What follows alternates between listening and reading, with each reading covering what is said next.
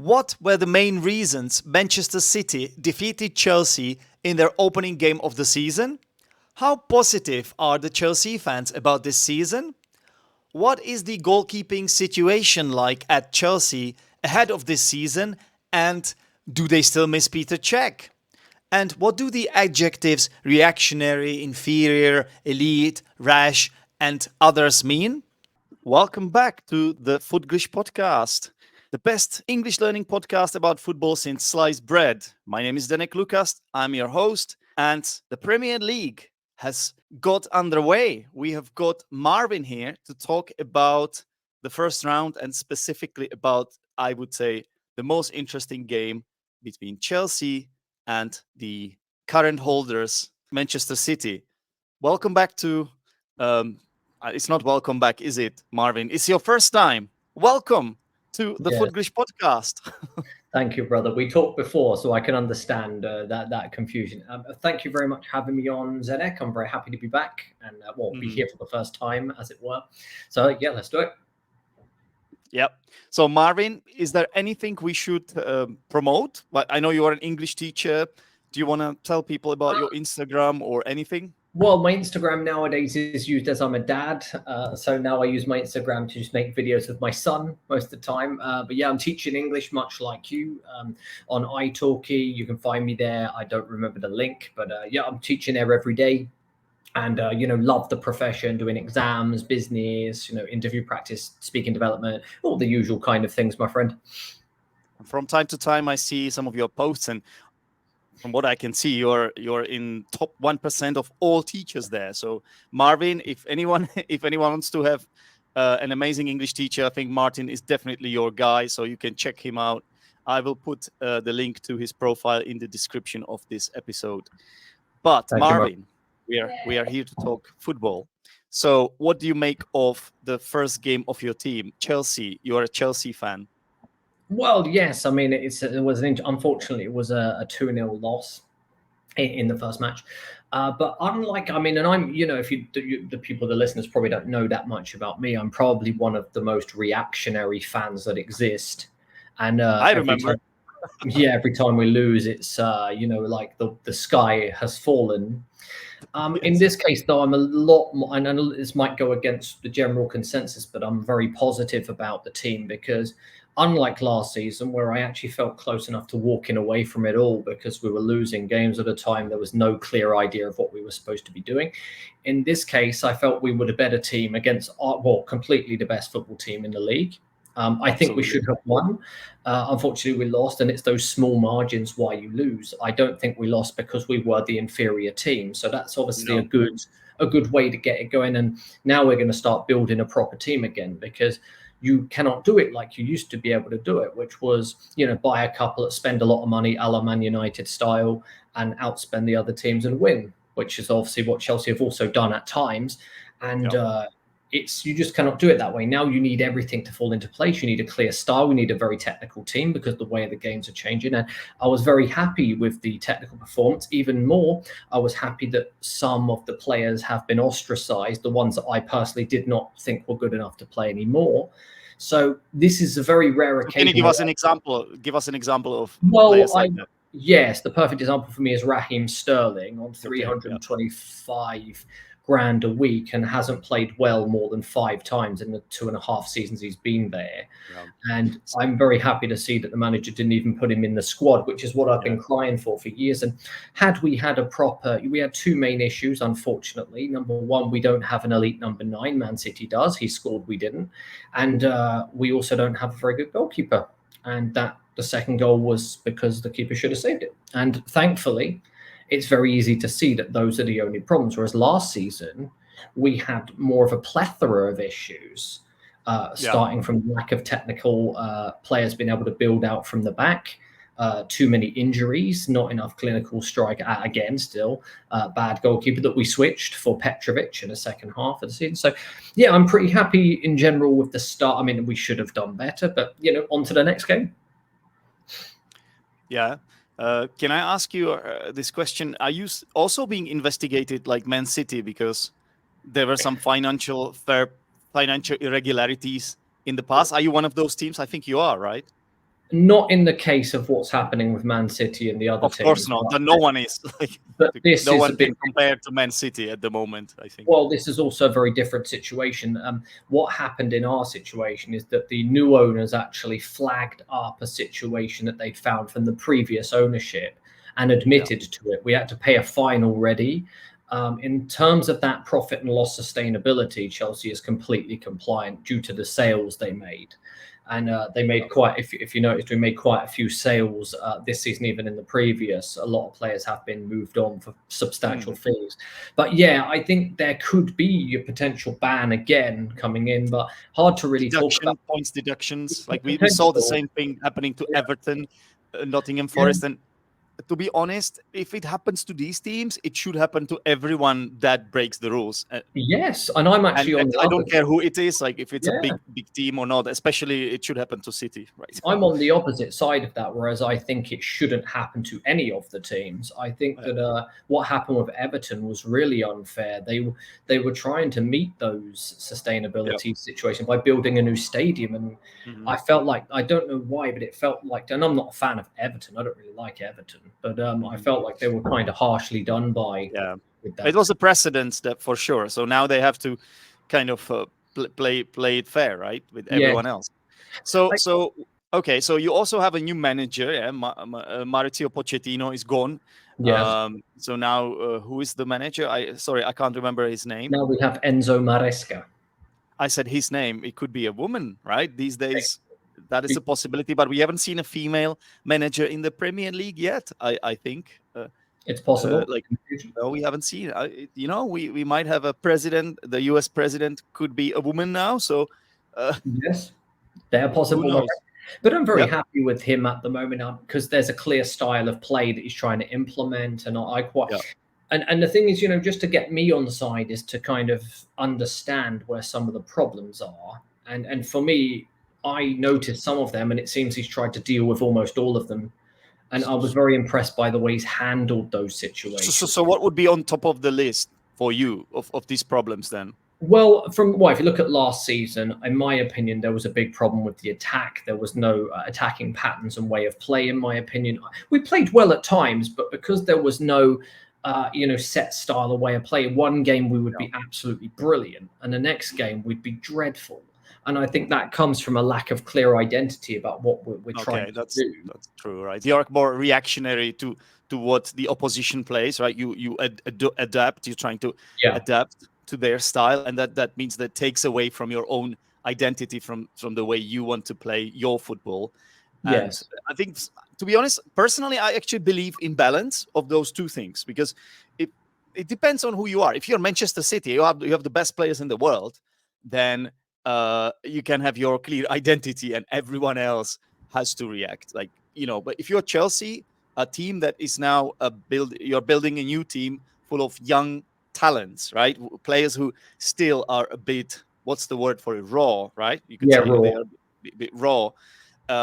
They need to develop, like players like Jackson and Nkunku. We can see a lot of potential, but they are very young and inexperienced and reckless, and often make the wrong decisions, right? Nkunku, surprised by what I just said? No, Nkunku is not one of those. He's more of one of Okay, how old is Nkunku then? I think he's like 24, 25. He's not that's still quite young. It's definitely young compared to you and I. So. And he's played in the Champions League. He's scored in big games, won trophies. I don't think fair enough. But Jackson, I agree, he's one of those players. And I mean, obviously, with a lot of young players, there will be inconsistencies, of course. But in general, last season, we made one final, one semi-final. In the end, we managed to have a decent ending towards the season. So you can see the quality is there. And one player in particular has really impressed. I think you know who I'm talking about. It's actually a Man City reject, Cole Palmer, and it brought him to the Euros as well. And oh my God, he was on fire. I definitely put him in my fantasy team, as a result of those performances. And now he's a real force, I think. Absolutely. And he surprised a lot of people. Actually, we love him. His final ball is fantastic. He takes a risk. His passes are really good. He scores goals. He works hard off the ball. A complete bona fide star after just one season. he was so close to helping us win the Euros as well. So That's true. close. That's true. But it's nice to have him, and obviously he played today. He was a little bit off it in place, but he hasn't really played. He's only just come back, and he had one preseason game. So obviously got to give a bit of time to get up to speed. But yeah, we're very lucky to have a player like that on the right-hand side. Yeah. I don't have him in my fantasy team because nowadays he's too expensive. Yeah, And I was actually expecting that he would be a bit tired, a bit rough around the edges. So I watched the game and I thought, as you said, you played quite well. I thought there was a lot of intensity in your game, and I think you pressed quite high, and it seemed like your players were really up for it. I think the main difference for me was the way how Man City were just so much more clinical, and just there was this like little edge they had over you in terms of like players like Haaland, and they just did that extra bit better than you did. Like, for example, that Jackson scored a goal, but he was like fractionally offside, which I thought he should have really paid closer attention to what was happening in the game. Like, if you see you're offside, just step back. Like, all you need to do is like half a meter behind the player, and you're not offside, right? No. And he had a lot of time to do it. So that, for me, he played really well, but those were the tiny margins in the game. Yeah.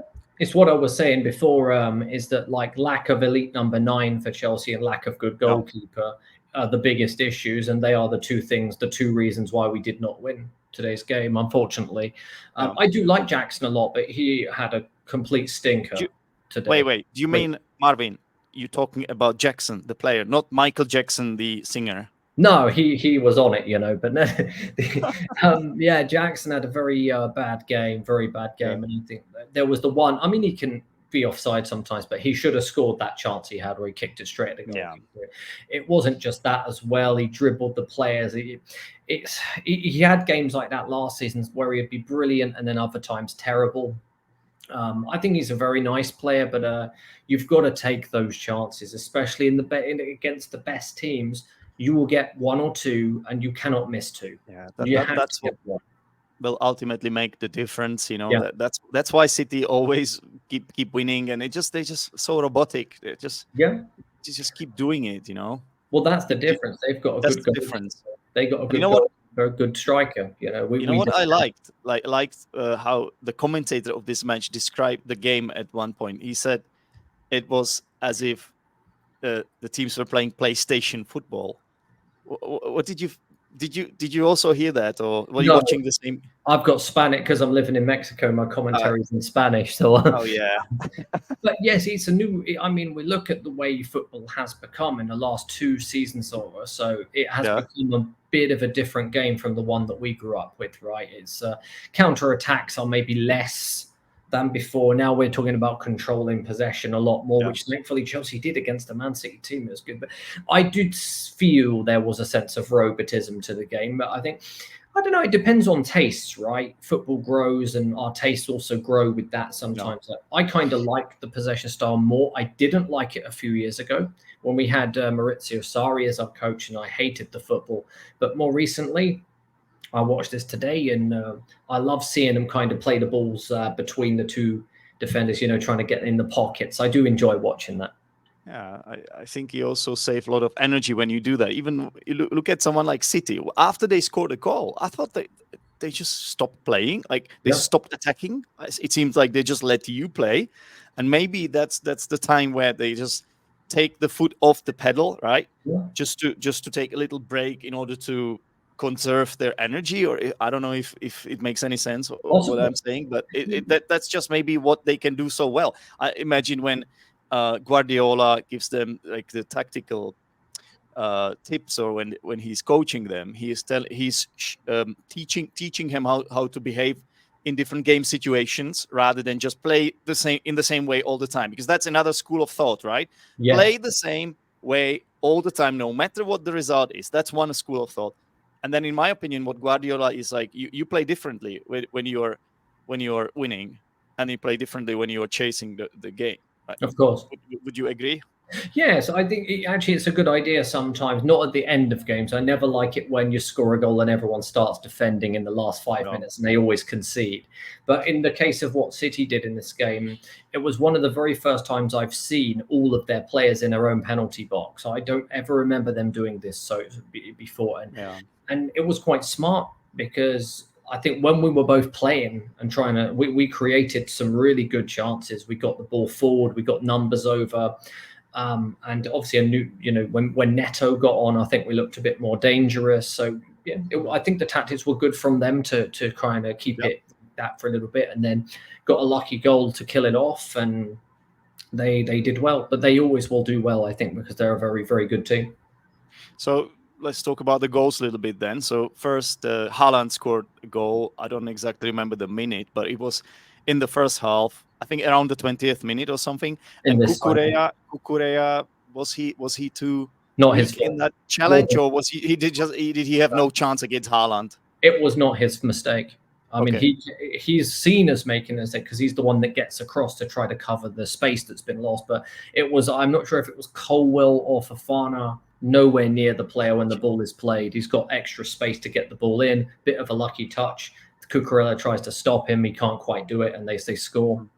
Do you know what I think, Marvin? What's that? Whenever Cucurella makes a mistake, I think it's sort of exacerbated by his haircut. I don't know if it's my own theory. Like whenever I see him make a mistake, it's almost like I see it twice. Like I see it with double the intensity because of the hair I see.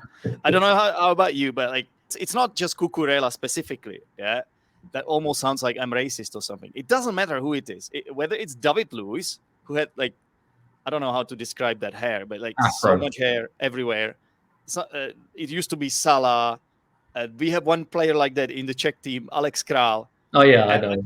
Somehow, whenever they make a mistake or they are around something that goes wrong, I always kind of blame the hair subconsciously. I don't. Do you feel in the same way, or? I think it might be because of the sense of messiness. You assume that that's how they play as well, and he's a bit of a rash player, just like you see him fly around. Yeah. But technically very good. I think like actually halfway through, actually he did show a good level for us. We were making those kind of mistakes in the early part of the game. We were attacking well, but every time City got the ball out wide, I felt like it took a bit long for us to close down. And Doku was able to just have Malo Gusto on toast the whole game, which was a problem in the end. There was but in this case, that goal, I think it needed a bit of luck, obviously, because we did make the challenge. He did make the challenge, but the ball just bounced back in to him, and unfortunately, he was able to get the goal one-on-one. It was very strong Haaland in that challenge again. Like his muscle. Well, he's great. He's another player with weird hairstyle. Again, like I just don't know, Marvin. I'm not a fan. I don't know if these players would play under someone like Alex Ferguson. I think he would have ordered them to have a haircut. Otherwise, they wouldn't be brought on the pitch. They wouldn't be allowed to play. And in my opinion, like it reduces your vision, right? If you have so much hair, I think, for example, someone like Salah, now he has a new haircut. He looks more like me now. Doesn't have much hair. I think he will do much better. He already scored one goal. He always does at the beginning of the season. I know he does. But I think we will see a resurgence of Salah as a result of him changing his haircut. Let's hope the same happens for Mudryk. I hope the same happens for Mudryk as well. Does he have a different haircut too? Shaved it. Yeah, it's really shaved now. Okay, what about the tattoos? Has he covered his tattoos as well? Or? No, they are still there. Well, but you might not see them because he doesn't get to play, But you have some players who have a lot of tattoos, like Lionel Messi, and they are still good. So I don't think we can blame the tattoos. Yeah.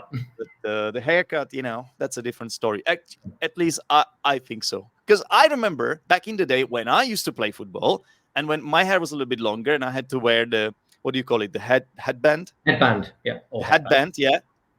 It actually annoyed the hell out of me at times, yeah. And I couldn't see very well. But, I wanted to look good and I wanted to be attractive for females. So that was the reason I wore that. But football-wise, it never helped me. So I'm still not a big fan. So you didn't want to do the Jan collar kind of style?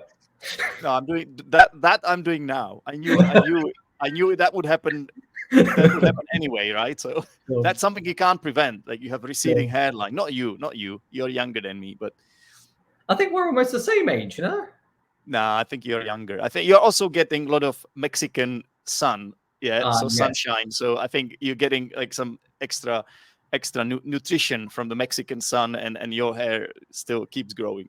I mean, mine is hopefully, okay. Mine is also okay. It could be worse, to be honest. It could be worse. definitely. I could look like what's his name? Ten Hag. Oh God, yeah. We could go down that road. Yeah. Hmm.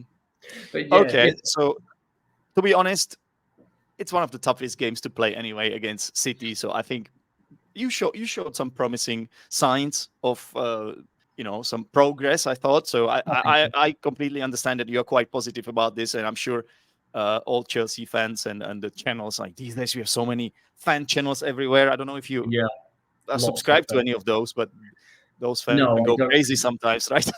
I don't pay attention to these. A lot of, or some one or two of them are quite good, but a lot of them just trying to get money off the club, profit from Mm. the club. I mean, Ah, that well, Arsenal started that with the fan Arsenal TV. fan TV. Yeah. I bet it was not your favorite show. No, I mean, when they lost, it was quite interesting. But like, no, I liked a few of them. I met Robbie at the Community Shield game, and he was a pretty nice Oh, guy. did you? Yeah, he was very nice. I just didn't like the there was two of them, and one of them was a bit of a criminal. The other one was an idiot. But Mhm. I like some of them were really nice guys. Actually, just trying to be a fan of the club, and you respect that, right? Because everyone loves their club and wants to Yeah. support, consume content as much as possible. Absolutely. Also, let's mention Kovacic, who scored the second goal. Obviously, the ex-Chelsea player, and I thought it was a brilliant goal. Actually, maybe you will see it as a mistake of your defense that they let him do that. But in my opinion, it was some neat play from him and good finish. Okay, you could blame the keeper a little bit. He A could lot have of it. done better there. But then again, Ederson wasn't at his best either today. So Kovacic didn't celebrate though, so that was a Yeah. nice gesture, wasn't it? Very nice. Just actually nothing against him. I mean, he was a nice player for us. We won a lot of trophies with him, and I always liked Kovacic. I thought he was good player, passed it well, moved it well, good footballer, tried his best, and the fact he didn't celebrate, extra respect from me for that he didn't do that. And he's got to score. He's got to try and help the team win. He didn't do anything disrespectful, so that's all good. Fair But enough. yeah, I mean, 100% that should be saved. And it's Would you all have saved it? Would you have saved well. it? I'm not a goalkeeper, so Not even you. Your son would have saved it. my son can save it, but me maybe not. Though. But the defense was bad, and they did walk straight through. Same thing happened to us in a preseason game against Inter, where one of the players walked all the way through the hole of the middle and passed it when they scored. Similar thing. Again, high corner shot goal. But yeah, again, this is where unfortunately the margins of detail are very important. What separates a great team from a good team, and Yeah. you cannot get away with having a terrible number 9 or a terrible goalkeeper, unfortunately, and it showed. Sanchez, In yeah. this Your game. goalkeeper is Sanchez. Yeah, and last season he was replaced by Petrovic, who was a much better goalkeeper than him. I know they're trying to say that he's good at passing the ball out, which he is. He's not bad at it, but we've got another goalkeeper we just bought, and I don't understand why he won't play. I have a suggestion for you. You could also ask Petr Čech to come back Yes, from his retirement. He is now an ice hockey goalkeeper. Did you know that? we did He know that. Yeah. actually is playing in, I think it's the second professional league in the UK or something like that. It's not a joke. He is playing Yeah. ice hockey now, and he is a goalkeeper, so he's keeping himself fit. I don't think he has forgotten how to play football, but maybe he would be a bit too old for the Oh, modern football. we were very blessed to have that guy in our goal for so many years. Like he's a wonderful, wonderful goalkeeper. We were blessed with goalkeepers since I was born. We've had good goalkeepers, and him. We had Courtois for a while as well. After him, I prefer Czech a lot more. He's a But legend, right? He must be. He was there for 10 years or something. yeah, and very Won well, everything he could. he did. And we won the Champions League thanks to his And goalkeeping. We won the Europa League. He was fantastic. He's the and lead. Marvin, do you remember we also recorded one episode of Zdenek's English podcast, my other podcast about Peter Czech? Do you Yes, I remember that? remember. I remember a great So pop. if anyone is interested, there is a football episode about your goalkeeper legend Petr Cech, recorded with this guest Marvin. I think we did it like 4 or 5 years ago or so, and it's on Maybe. Zdenek's English podcast. So you just have to do a bit of googling, and you will find it. I love it. And yeah, I mean, I would have him back all day. He was a wonderful goalkeeper for us. He worked for the club for a while as well. Yeah, Um, until he and was fired, not tired, fired. yeah, so, I mean, I don't know if he got fired per se, but it was. We'll have to see what happened with that. But I you think know, he was because I think there's something to do with Ibrahim. What's his name? Not Ibrahimovic. That's Zlatan. Abraham, Roman Abramovich. I think he was associated with that era, and I think yeah, as a result, because they had to make a complete change of the staff, and I think that's why he had to go. He had to go because yeah, I think he is a professional in anything he does. Honestly, I cannot imagine him like not doing his duties properly. So I think yeah. I it's agree. that more than anything, to be honest. Yeah, I agree. I've always been a big fan of his, and it's a shame to go from that to Kepa. You know, I still find it insane how on earth you managed to find. Because I always said Kepa was the worst goalkeeper on earth. How we managed to find the worst goalkeeper on Mars and replace him with that, I don't understand. Was goalkeeper on Mars. Because Kepa was so bad and Sanchez is even worse. I don't know Yeah, how we managed to do this, especially in your team. You know, you've got, well, I don't think Ramsdale's that good, but you know, but you've got two decent yeah, goalkeepers and we've got like none. yeah, but Ramsdale doesn't seem to be happy. Like, there are some speculations of him leaving. I'm not surprised. He used to be number one, and then Yeah. Raya came in, and unfortunately, like nobody understood why Arteta chose Raya over Ramsdale, but It's another it ball took it playing. took it took a few games, and then everybody knew that this was a good decision. So Yeah. Yeah, yeah, he's much better with the feet. Nowadays, the goalkeeper has to be the final defender, right? yeah, So to make more overload, so you can play the ball out much more. And that's why they changed Petrovic. exactly. Yeah. Yeah. Mm. All right, Marvin. Well, it's been fantastic talking to you about Chelsea. Normally, under normal circumstances, I would wish you good luck because I kind of respect. I have a lot of respect for my guests and anyone who wants to be on the Footglish podcast. But in this case, it's a bit difficult because you are a London rival as well, right? So I support Arsenal. You are a Chelsea fan. Nobody's You know perfect. what? Good luck to you as long as you finish below us. Good luck to you. Well, I'm willing to accept that as long as we. Oh, my son. Oh no, he can't be on the film because he's got no clothes on. Sorry, my son come to say hello. He's also a Oh big yeah, Chelsea fan. a So. future Chelsea. Is he Yeah, is he a Chelsea supporter already? I got in there already. I just got to decide what position he's going to play, and then Sometimes I wonder, is this fair? Right, the kids don't really have a choice, right? It's kind of it's it's imposed on them, like yeah, who they're and going to support. What if your son wanted to support? Who is the biggest rival of Chelsea? I know you hate well, Manchester United, but who's the that's for biggest me. Chelsea rival? I mean, in general, they say that Tottenham is it, right? But It's actually, everyone's biggest and rival. yeah, that's the point. And I still don't really. I mean, I do understand some historical factors. Yeah, there's a bit of Yeah, but like they never win anyway against us. It's like, is that really a rival? Like It's for more of me, a joke, right? It's a it's a joke. toss up really between Man United and Liverpool. But there is a certain thing with Arsenal, obviously, Yeah. as well, because obviously now you're good again. But even then, you still haven't won anything for your golden era. Yeah, So it's true. see It's what true. happens. But I think we have a bit of something with Arsenal and Tottenham, and then obviously Liverpool. Liverpool that's dated back for a while, since like kind of 2003-4 we started winning and they didn't like it. And But so, I know you personally always Manchester United is the yes, team you absolutely can't stand, right? yeah, absolutely despise, abhor. You know that. All right. Well, we will see what happens this season. It will be exciting to watch. Only one round behind us. Tottenham. Yeah, there is one more game to be played tomorrow. It's Tottenham. Oh yeah, To game. Leicester. Tottenham against. Is it Leicester? Yeah, Leicester. newly promoted side. And yeah, so many more games to go. So anything can happen.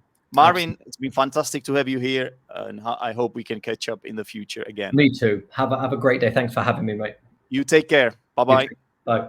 All right, everyone. Welcome back to the Language Corner. As always, In this part of the show, I'm going to go through some language, I'm going to clarify some vocabulary, and that's something that English teachers like myself have to do in order to teach English. Yes, it's part of the learning experience, and this is your opportunity to learn something new. Marvin is a well-spoken person. He's an English teacher himself, so he used a lot of very, very cool vocabulary. And I have decided to pick out several adjectives. Now, adjectives are those words that we use in order to describe other words. So I'm going to go through several examples, several adjectives from the episode, and then explain them to you. So Marvin said, I'm probably one of the most reactionary fans. A reactionary fan. What does it mean if you are a reactionary fan? Well, it means that you are an emotional fan and you react to what is happening in the games in a slightly emotional way, let's say. So if Chelsea lose, Marvin goes absolutely crazy. If Chelsea win, he's really happy, right? He's really excited and happy. So he is a reactionary football fan. He reacts quickly and often emotionally to events during a football match or season, right? And sometimes this is slightly disapproving, right? It's kind of the opposite of being a measured football fan, a level-headed football fan. Right. I don't think we lost because we were the inferior team. Here we are looking at the word inferior. The inferior team means the worst team in the game. The better team would be the superior team. The inferior team means the worst team. So Marvin said that he didn't think that Chelsea were worse than Man City. And I think he was right. He also said, we don't have an elite number 9. Man City does. Number 9 is that striker, right? The most advanced striker role. Man City have Haaland, and Chelsea don't have an elite number 9. So an elite, what does elite mean? Elite means like really, really good quality, really high level, top class, world class, elite, right? So they have a number 9, but this player is not elite. Haaland is elite. He's one of the best in his position, okay? Right. One way we would be brilliant, and the next day we would be dreadful. So this is how Marvin described the way Chelsea played last season, I believe. One day we would be brilliant, and the next day we would be dreadful. So the word I'm looking at here is dreadful. If something is dreadful, it's horrible, it's really bad, it's awful, it's really, really poor. Okay, so when you're talking about a football team and their performance being dreadful, it's a really abysmal, poor, below par performance. Dreadful. Oh, it's just horrible. Okay. Then I said, you still have players who are a bit raw. We use this word actually to describe vegetable. If you eat raw vegetable, it means you don't cook it, right? So this is a metaphor, basically. When we talk about players who are still a bit raw, it means they are very young, inexperienced. They need to play more and develop as players. They are still a bit raw. They are not a finished article, as we say. Okay, and then we were talking, or Marvin was talking about Scott Palmer, and he used a really interesting phrase that I have to admit I did not know, and I had to find it. He said that Scott Palmer is a completely bona fide star. Bona fide, also I found star. It's a really strange word, and it is spelled as B-A-N-A space F-I-D-E, and apparently it comes from Latin, and it means in good faith in Latin, but here it kind of means a real star, a genuine, a complete, bona fide star. Yeah, so a real star. So basically, Scott Palmer is just, he's top class, world class, again, a bona fide star. Okay? Then we were also talking about Cucurella, the defender, the Spanish defender. And Marvin said he is a bit of a rash player. Now, the word rash means impulsive. This player does not think through his actions. He acts on an impulse, right? If you make a rash decision, you don't consider the consequences of that decision. You just make the decision quickly without thinking it through. And you can be a rash player as well. It means your decision making is not maybe always the best because you act on an impulse, right? And then we were talking about the Kovacic goal, and I was describing it to Marvin as a brilliant goal. Basically, Kovacic dribbled past several players. And I said, in my opinion, it was some neat play from him. Neat play. Neat, N-E-A-T. If you show a neat play, you demonstrate skill and efficiency. So it was skillful and efficient. You can be a neat player, or you can make a neat move or something like that. So neat. Okay, guys, I hope you find all these adjectives useful.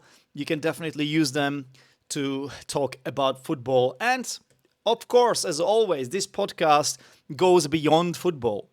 I know most of the listeners of this podcast are football fans or people that have to do with the football industry, the football field, football players, football managers.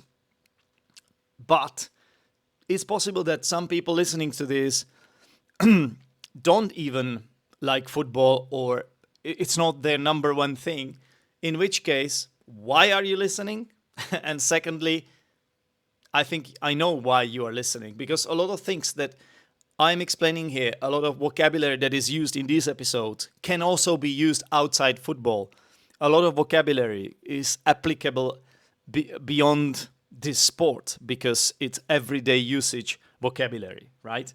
Anyway, guys, it's been wonderful to talk to you again. Don't forget to subscribe to the Footglish Podcast. You can do it wherever you get your podcasts, whether it's, I don't know, Apple Podcasts, Spotify.